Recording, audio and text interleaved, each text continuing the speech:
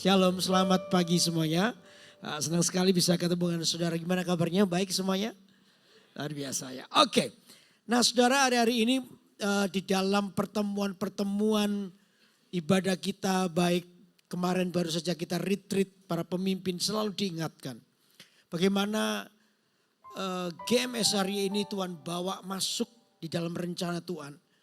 Ya, dan kami mau tidak ada satupun orang yang gugur. Kemarin kami para pemimpin pun diingatkan juga untuk terus menjaga hati dan hidup kami. Untuk kami boleh terus masuk di dalam rencana Tuhan. Katakan amin. Karena itu penting pagi ini kita akan belajar bagaimana kita memperhatikan sisi kelemahan hidup kita.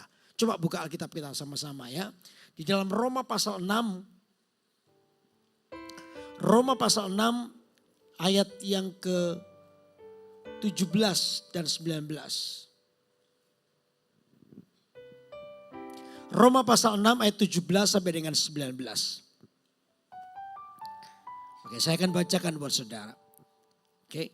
Tetapi syukurlah kepada Allah, dahulu memang kamu hamba dosa, tetapi sekarang kamu dengan segenap hati telah mentaati pengajaran yang telah diteruskan kepadamu.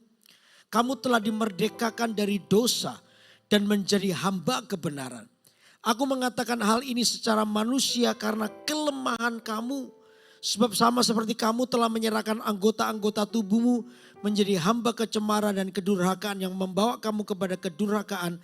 Demikian hal kamu sekarang harus menyerahkan anggota-anggota tubuhmu menjadi hamba kebenaran dan yang membawa kamu kepada apa? Pengudusan. Saudara, ini tulisan Paulus kepada jemaat di Roma. Paulus itu mengingatkan begini bahwa dulu memang kita ini adalah hamba-hamba dosa. Pikiran, perasaan, kehendak kita itu adalah dosa. Lalu setelah itu, setelah mengalami sebuah pengalaman pribadi, perjumpaan dengan Tuhan, hidup Anda mengalami perubahan. Kita menjadi hamba kebenaran, katakan amin. Dan kita mulai berjalan, bertumbuh dalam Tuhan. Ya, hubungan kita dengan Tuhan sudah meningkat. Tadi pagi saya bilang kepada jemaat, hubungan kita itu sudah meningkat dengan Tuhan. Dulu kita berdoa, harus doa kita dijawab. Tuhan harus memberkati kita. Tuhan harus menolong kita. Kalau enggak, saya kecewa. Hubungannya kita dengan Tuhan tuh dulu begitu. Kita tuh kayak kayak mempergunakan Tuhan demi kepentingan pribadi kita. Tapi percayalah, Tuhan itu kayak satu pribadi yang mau kita gitukan. Dia tetap memberkati kita. Betul gak saudara? Dia tetap mau mengasihi Anda. Tapi terus meningkatnya perjalanan waktu pertumbuhan. Hubungan kita dengan Tuhan sudah meningkat juga. Kita bukan lagi memikirkan aku dan aku. Enggak. Tapi kita memikirkan apa yang menjadi kepentingan Tuhan. Apa yang menjadi kemauan Tuhan.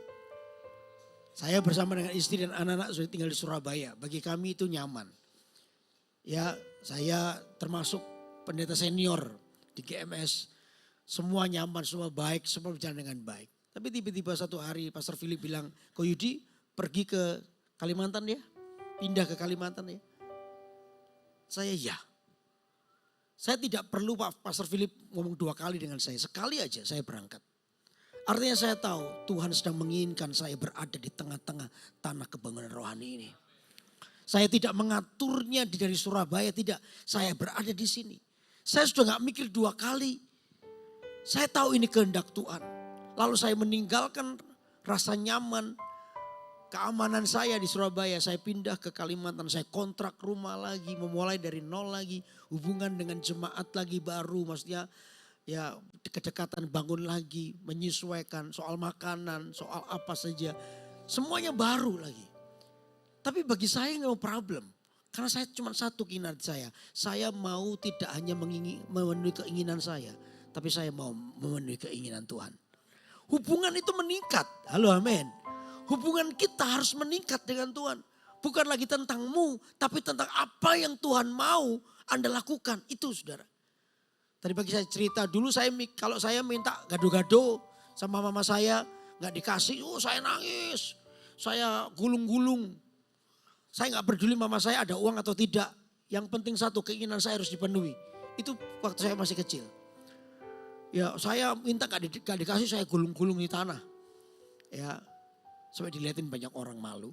Tapi ketika gede, ketika besar, saya tidak lagi mementingkan diri saya. Saya ngerti mama saya mungkin gak punya uang. Saya ngerti. Tambah gede lagi, sekarang saya sudah gak lagi memikirkan diri saya. Kalau saya datang saya memikirkan mama saya. Mama saya sudah 82 tahun sekarang. Saya kepikiran mama saya. Kalau saya mau pulang Surabaya saya telepon, ma perlu apa tak bawain oleh-oleh di Samarinda ya. Apa. Enggak.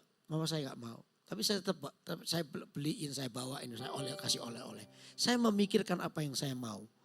Mama saya mau. Saya memikirkan apa yang mama saya mau. Hubungan saya semakin meningkat bukan lagi tentang aku, tapi tentang mama saya. Betul? Hubungan kita dengan Tuhan cuma meningkat. Tidak salah sih, percaya Tuhan itu memberkati kita. Tapi hubunganmu harus meningkat dengan Tuhan. Terus, ini namanya pertumbuhan rohani. Pertumbuhan rohani kita bisa diukur, bisa dilihat. Amin saudara. Nah terus Paulus mengingatkan begini. Ayat 19, aku mengatakan hal ini secara manusia karena kelemahan kamu. Nah Paulus mengingatkan kamu memang bertumbuh tapi ingat masih ada satu titik yang namanya kelemahan. Setiap kita ini punya banyak kelemahan, hati-hati. Kalau kelemahanmu itu gak kamu perhatikan, itu yang akan menarik Anda kembali kepada masa kanak-kanakmu. Itu kelemahan kita. Kita sudah bertumbuh dalam Tuhan, kita sudah meningkat dalam Tuhan, tapi tiba-tiba karena kelemahan kita ditarik lagi kembali kepada manusia lama lagi. Karena itu kelemahan kita harus urus. Amin saudara. Perhatikan kelemahanmu. Karena di titik itulah iblis akan membawamu pada kejatuhanmu. Hati-hati di situ.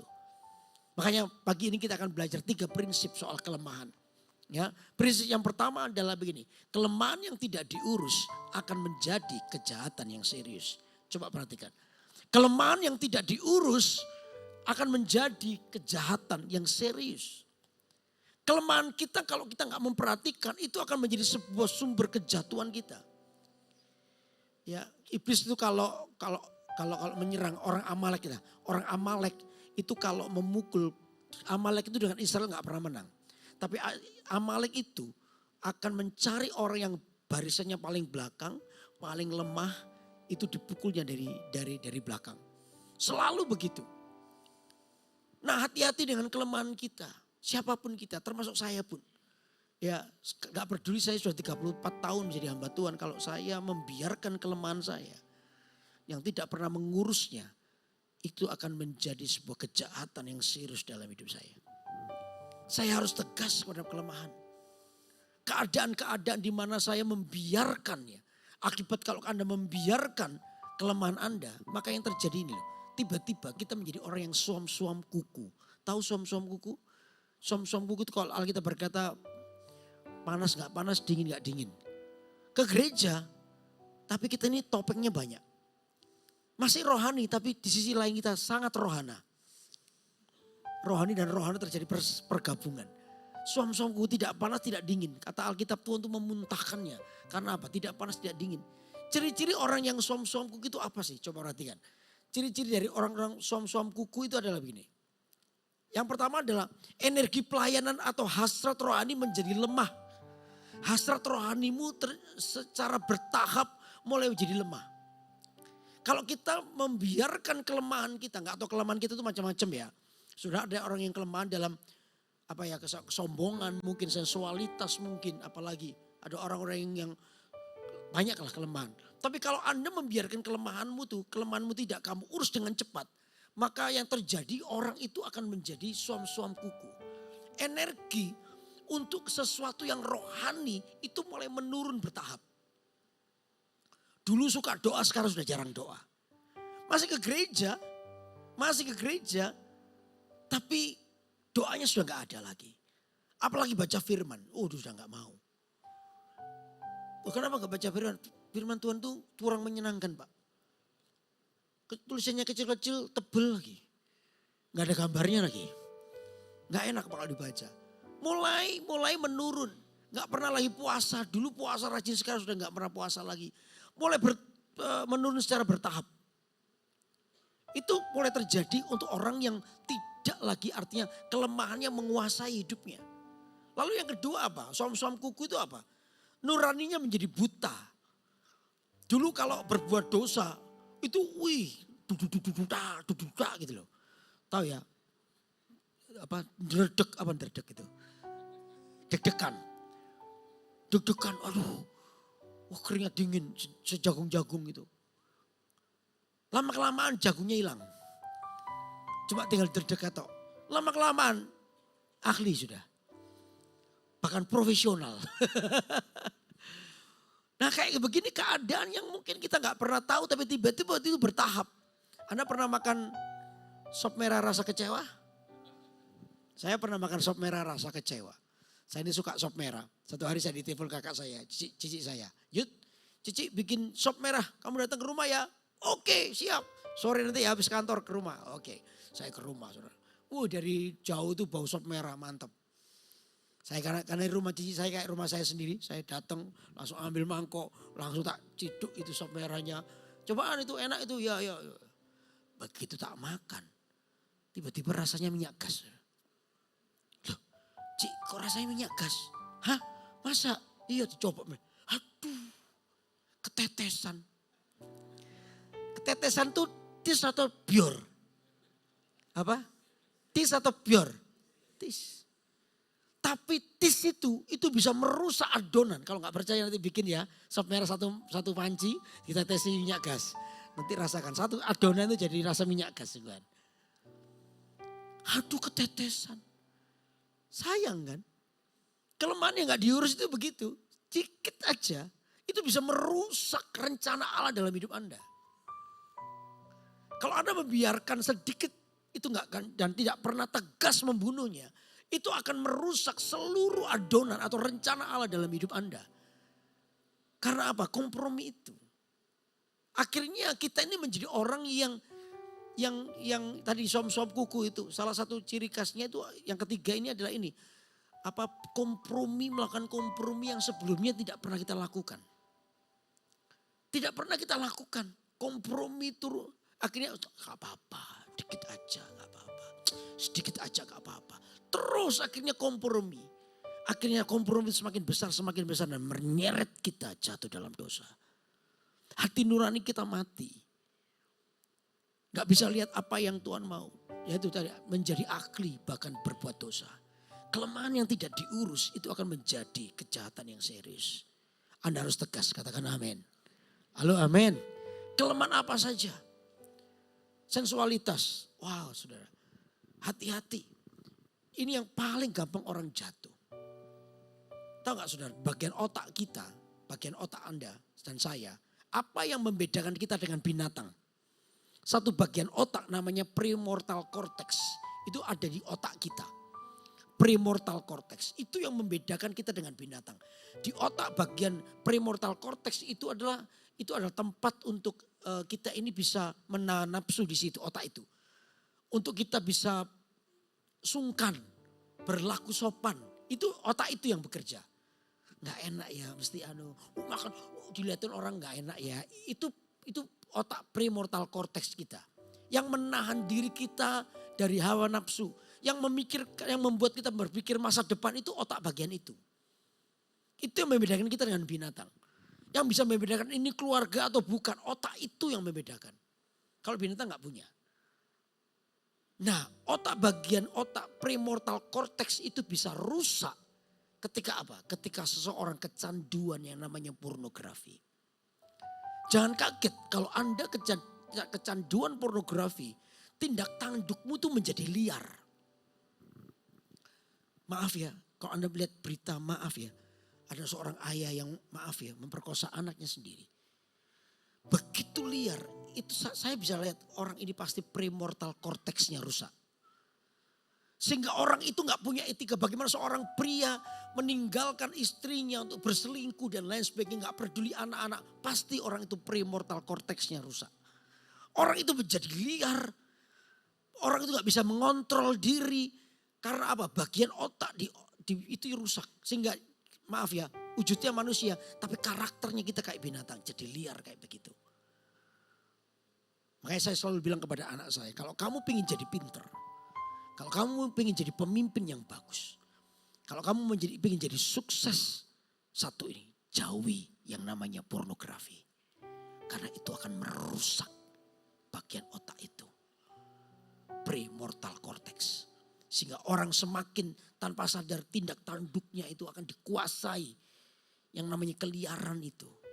Sampai dia tidak bisa tahu sopan santun, gak tahu etika, gak tahu menahan diri. Karena itu bagian itu rusak. Saudara punya teman gak? Gak usah angkat tangan. Punya teman pikiran, oh itu. Kalau bergurau itu selalu arahnya itu ke pornografi. Punya teman kayak gitu, gak usah dijawab. Oh iya gitu, gak usah jawab. Kalau guyonan, bersenda gurau itu selalu dihubungkan ke pornografi. Selalu dihubungkan ke pornografi. Jangan-jangan premortal cortexnya sudah mulai rusak. Ada. Gak usah dijawab ya, ada.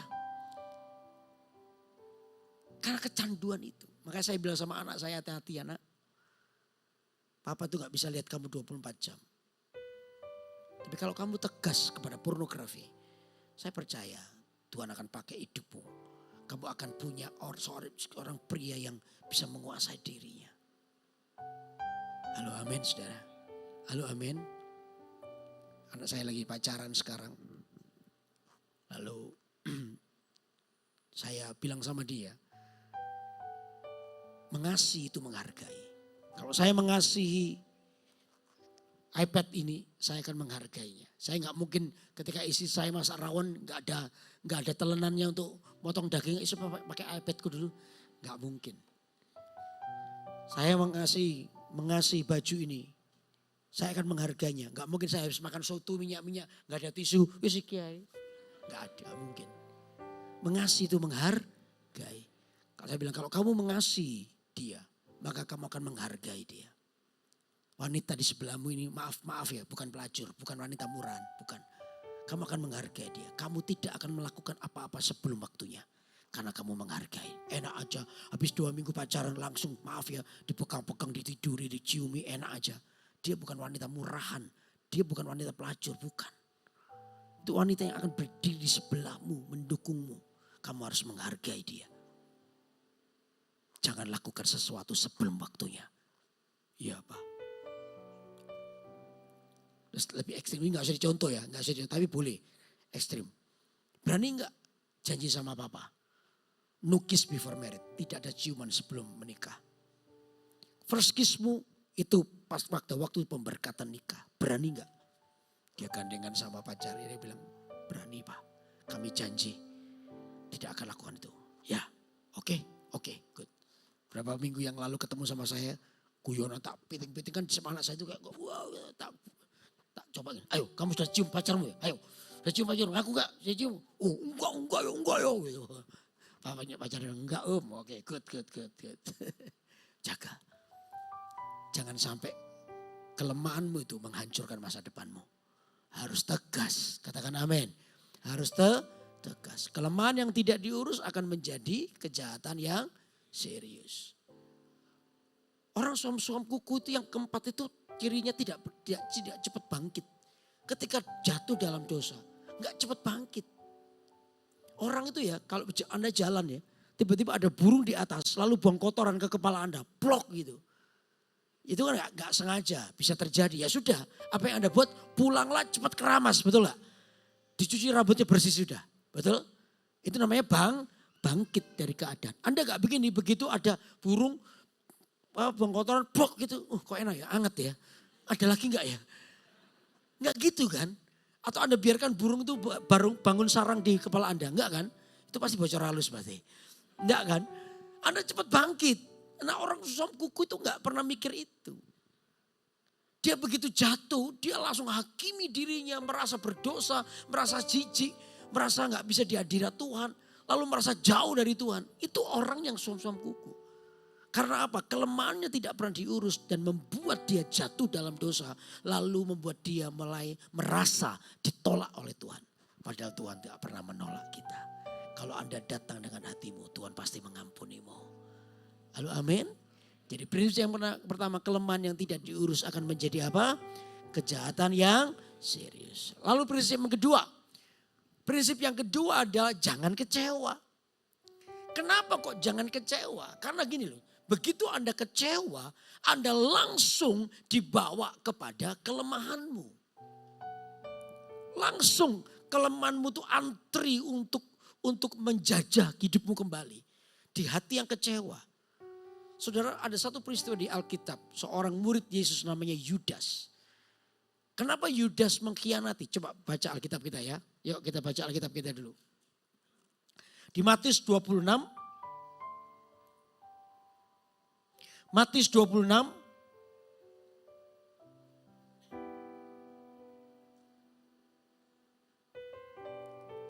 Matius 26 ayat 14.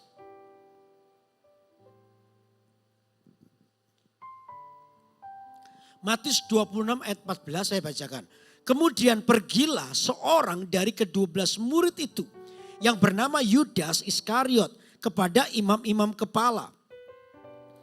Ia berkata, apa yang hendak kamu berikan kepadaku supaya aku menyerahkan dia kepada kamu? Mereka membayar 30 uang perak kepadanya. Dan mulai saat itu ia mencari kesempatan yang baik untuk menyerahkan siapa? Yesus. Ini Yudas. Yudas ini adalah produk kekecewaan hati. Sebenarnya gini, waktu zaman Yesus, orang Yahudi itu dijajah oleh orang-orang Romawi. Makanya pengadilan tertinggi di tangan siapa? Pontius Pilatus, itu orang Romawi. Nah, penjajahan itu tidak menyenangkan bagi orang Yahudi. Makanya itu muncullah kelompok-kelompok pemberontak. Salah satunya adalah seorang yang berasal dari kelompok itu adalah Yudas Iskariot. Nah, Yudas Iskariot dan kelompoknya ini melihat bahwa Yesus itu punya karakter kepemimpinan yang bagus. Mereka berharap bahwa Yesus menjadi pemimpin orang Yahudi, raja orang Yahudi untuk membebaskan mereka dari penjajahan Romawi. Maka jangan kaget ketika disalib ada tulisan apa? Inri. Inri itu artinya inilah raja orang Yahudi. Itu bentuk sindiran karena Yesus nggak mau. Nah, mereka berusaha untuk coba skenarionya. Yudas ini skenario adalah ingin menjadikan Yesus jadi raja. Tapi kenyataannya pada perjamuan terakhir, Yesus berkata begini, anak manusia akan mati di atas kayu salib. Wow, rupanya pernyataan ini yang membuat Yudas kecewa karena apa? Skenarionya tidak jadi. Dia kecewa karena semua perhitungannya meleset semua. Bahwa Yesus yang harusnya dijadikan jadi raja orang Yahudi tidak mau dan tidak bisa dan bahkan menyatakan kematiannya di atas kayu salib. Itu membuat Yudas jadi kecewa. Nah, kekecewaan Yudas itu langsung membuat dia kembali kepada kelemahannya. Apa kelemahan Yudas? Anda tahu kelemahan Yudas apa? Siapa yang tahu kelemahan Yudas apa? Miskin. Nah, ada yang gini, betul itu. Ini kelemahannya Yudas. Bukan sayang loh, bukan. Bukan sayang. Ada yang ketinggalan? Ini. Bukan. Tapi kelemahan Yudas itu uang. Coba ada baca kelemahannya apa? Di Yohanes pasal 12.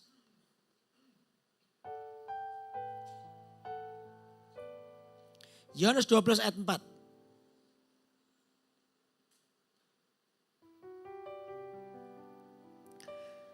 Yohanes 12 ayat 4, tetapi Yudas Iskariot, seorang dari murid-murid Yesus yang akan segera menyerahkan dia berkata, mengapa minyak narwastu ini tidak dijual 300 dinar dan uangnya diberikan kepada orang-orang miskin. Hal itu dikatakannya bukan karena ia memperhatikan nasib orang-orang miskin, melainkan karena ia adalah seorang apa? Pencuri. Ia sering mengambil uang yang disimpan dalam kas yang apa? Kelemahan Yudas itu adalah korupsi soal uang. Kelemahannya itu uang. Begitu dia kecewa, pikiran pertama daripada orang ini mati sia-sia, tak jual sekalian. Diganti dengan 30 keping uang perak. Dia mencari kesempatan untuk menyerahkan Yesus kepadanya, mereka ini. Kelemahannya itu di mana? Di keuangan. Karena dia biasa mencuri. Makanya begitu hati Anda kecewa, perhatikan baik-baik ya. Begitu Anda kecewa, Kelemahanmu udah antri di belakang untuk menelan hidup Anda. Makanya ini harus diperhatikan, jangan punya hati yang kecewa. Hati yang kecewa itu langsung membawamu kepada kelemahanmu karena dosamu. Makanya Alkitab selalu berkata, jaga hatimu dengan segenap kewaspadaan. Sebab dari situlah muncul atau terpancar kehidupan. Di hatimu itu jaga baik-baik. Kalau kita gak bisa menjaga baik-baik, akan mudah kita jatuh dalam dosa karena kelemahan kita. Amin, sudah. Coba beritahu kanan kiri, jangan kecewa. Kecewa dengan siapa? Dengan siapa aja. Kecewa dengan pemimpin kah? Kecewa dengan orang tua kah? Ya, kecewa dengan Tuhan kah? Begitu kecewa, langsung dibawa kepada kelemahan Anda. Begitu Anda kecewa, langsung kelemahan itu menelan hidupmu. Sehingga hati dan pikiran kita nggak sanggup untuk menolaknya. Karena apa? Kita lemah di area itu. Amin, saudara? Halo, amin. Jangan kecewa. Lalu yang ketiga apa? Prinsip yang ketiga ini. Nah, di tangan Tuhan, kelemahan itu akan menjadi kekuatanmu. Ini kurang kelemahan ya. Di tangan Tuhan menjadi kekuatan, apa itu kelemahanmu? Di tangan Tuhan, kelemahan Anda itu akan menjadi kekuatan. Kita ini punya banyak kelemahan. Tapi ya, kelemahan kita waktu kita serahkan kepada Tuhan. Kelemahan itu bisa diubah menjadi kekuatan Tuhan. Ketika aku lemah, disitulah kekuatan ada. Amin. Karena apa? Kelemahanmu diserahkan kepada Tuhan. Waktu satu saat ketika ada di Manado dulu, saya kedatangan seorang ibu. Seorang ibu datang kepada saya dan mengeluh tentang keluarganya. Dia mengeluh tentang suaminya. Suaminya punya selingkuhan. Pak, suami saya selingkuh.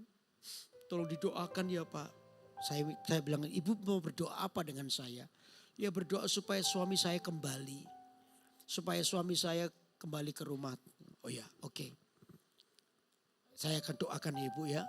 Ya, saya doakan. Saya sekarang punya 4 anak Pak.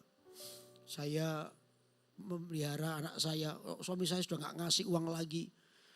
Saya jualan Pak. Jualan Nogosari. Tahu Nogosari? Nogosari, dragon extract itu loh. Tahu? Dragon extract Nogosari. Itu bahasa Inggrisnya dragon extract. Ya, saya kemarin ketemu sama penggambarnya di IKN itu. Orang Amerika. Tak tawari putu ayu. Tahu putu ayu? Putu ayu kue itu loh. Saya gak ngerti bahasa Inggrisnya apa. Do you like a beautiful grandchild? Gitu kan. Dia gak ketawa, dia gak tahu. Dia pikir itu namanya beautiful grandchild. Yang ketawa yang orang Indonesia. Bisa aja. Ya, ini orang Manado. Orang Manado jago bikin panada. Kalau Nogosari itu orang Jawa, betul gak? Dia buat Nogosari. Santannya itu, saya pernah dicoba itu hampir kelolotan saya. Santannya nempel semua di sini. Ya mau mati saya, gak bisa nafas. Tapi katanya itu yang paling laris. Ya sudah, namanya Tuhan memberkati gak bisa dilawan, betul gak? Ya sudah, meskipun saya mau makan mau mati tetap itu yang laris katanya. Saya gak tahu dari mana larisnya, tapi sudah. Oh ini Pak gitu, ya sudah. Ya ini kita doa ya. Ya sejak hari itu saya khotbah apapun dia itu sering altar call. Saya khotbah apa aja, kalau saya datang siapa yang mau didoakan, dia pasti maju ke depan duluan. Wah jadi saya tenang kalau saya khotbah pasti ada yang altar call. Duduk ya maju, saya khotbah maju terus. Nah ceritanya itu tiba-tiba Tuhan itu kayak menjawab doa kita. Suaminya ternyata di tempat yang lain sudah jauh, ya meninggalkannya sudah lama gak kasih uang apa. Tiba-tiba dipecat oleh perusahaan lamanya karena suaminya ini korupsi. Ketahuan dipecat. Wah dipecat begitu, setelah dipecat dia cari pekerjaan gak ketemu-ketemu. Dia keliling-keliling. Kayak semua perusahaan itu menutup pintu terhadap dia. Aduh, akhirnya dia dipecat yang kedua oleh willnya. Jadi pertama dipecat oleh perusahaan, yang kedua dipecat oleh willnya karena sudah gak punya uang lagi. Dipecatlah dia. Aduh dia pergi. Dan cari kos-kosan, udah 3 bulan gak bisa bayar kos, gak ada uang sama sekali. Ya, satu hari dia jalan di sepanjang jalan Boulevard di Manado. Dia jalan begitu. Lalu tiba-tiba dia dengar di sebuah gedung ada lagu, sebab kau besar, perbuatanmu ajaib. Tiada seperti engkau. Itu ternyata GMS ada di Manado. Akhirnya dia lihat itu gereja, dia masuk, dia duduk di belakang. Ya, pas kok saya yang khotbah. Saya khotbah, siapa yang hidupnya mau dipulihkan Tuhan. Tuhan tidak pernah membuangmu. Kalau ada anak main lumpur, yang dibuang itu lumpurnya, anaknya diterima. Tuhan itu begitu, gak kebalik kalau manusia lumpurnya yang disimpan, orangnya yang dibuang. Oh iya kan? Kepahitan itu lumpur disimpan di hati, orangnya dibenci, dibuang. Kan begitu, kita begitu. Tapi kalau Tuhan itu beda. Kalau Tuhan itu, kalau Anda berbuat dosa, ada pendungan lumpur, Anda diterima, lumpurnya yang dibuang. Siapapun, Tuhan itu ingin mengampunimu, Tuhan ingin memulihkanmu. Kalau Anda adalah orang yang ingin didoakan, maju ke depan. Oh ibu itu duduk, ibu duluan aja, selamat. Ibu duluan. Lalu yang suami maju, termasuk bapak itu. Saya masih belum tahu, bapak itu maju. Udah, saya doakan ibu itu dulu. Wah, haleluya. Udah nangis-nangis sudah, saya doakan semuanya. Pas giliran bapak itu, saya doakan bapak itu. Pas saya doakan, saya tumpangin tangan, tiba-tiba bapak itu pegang lengan saya. Lalu dia bilang gini, Pak Yudi, saya tolong didoakan ya. Loh, saya lagi berdoa buat bapak ini. Iya. Wah saya doakan dia itu mungkin dia semakin wah, itu tangan saya diperkes. Kukunya itu sampai masuk di kulit tuh. Saya langsung bilang, lepaskan tanganmu dari tanganku. Saya doakan dia setelah itu selesai. Pak Yudi nanti habis ibadah saya boleh gak bicara dengan Bapak? Oh boleh. Nanti ya oke udah.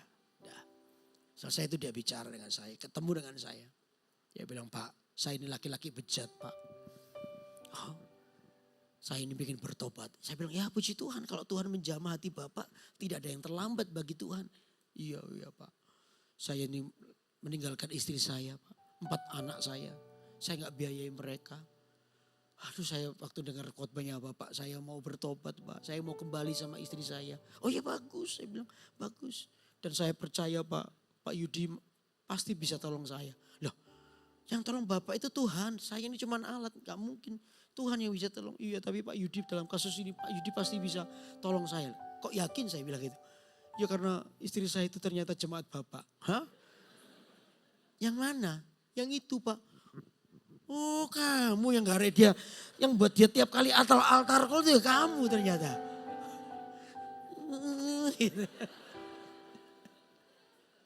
Iya Pak, saya mau bertobat Pak. Oh iya bagus. Bapak mau kembali ke Pak istri? Iya Pak, mau Pak. Ya nanti saya aturkan ya, tak telepon istrinya. Iya Pak, udah pulang. Istrinya tak telepon. Halo Ibu. Ada kabar gembira loh. Kemarin suamimu ternyata datang ke gereja. Iya Pak, saya tahu. Kok gak happy gini? Loh kok tahu terus? Ya itu Pak. Dia itu habis ketemu Bapak kan. Bukan Bapak kan janjinya mau telepon saya. Dia sudah gak sabar. Dia pulang Pak ketemu saya. Mau balikan katanya. Kok enak ya Pak? Lah kan. Kok enak ya Pak? Dulu dia punya uang ninggalin saya. Sekarang dia gak punya uang dia datang pada saya. Kok nyimut? Kok enak Pak? Kok nyimut? Kok enak ya Pak?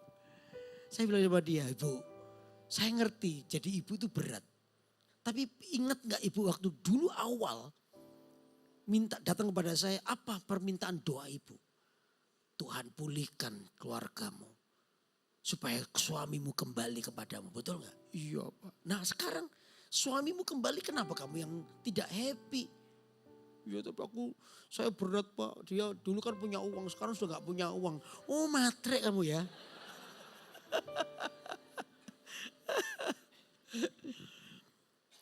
Ibu kalau percaya Tuhan pasti pulihkan. Ini jalan Tuhan. Ibu gak boleh jadi penghalang rencana Tuhan dalam hidup. Saya ngerti lah, gak gampang. Tapi ini cara Tuhan untuk memulihkan keluargamu. Dia nangis, iya Pak yang penting Pak Yudi doakan saya ya. Iya besok ya ketemu ya. Udah ketemu.